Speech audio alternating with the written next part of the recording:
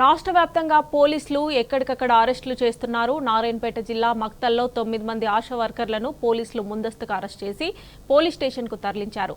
కాంగ్రెస్ సర్కార్ తమ సమస్యలు పరిష్కరించకుండా ముందస్తు అరెస్టులు చేయడంపై ఆశా వర్కర్లు ఆగ్రహం వ్యక్తం చేశారు.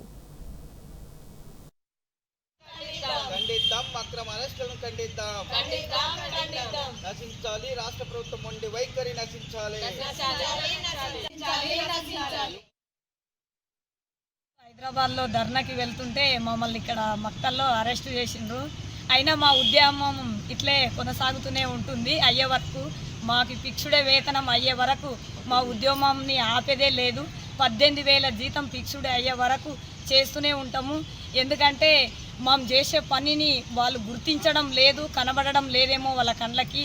అయినా మా పోరాటం ఇంతవరకు వచ్చినా కూడా వాళ్ళకేమి కంటికి కనపడినా కూడా కనబడని వాళ్ళలాగా ఉన్నారు. అయినా మేము ఆపేదే లేదు.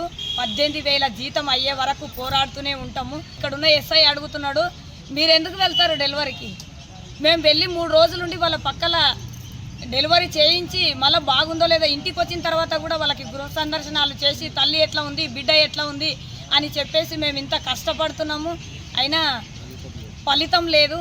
మా కష్టాన్ని వాళ్ళు గుర్తించాలని కోరుతున్నాము. ఈరోజు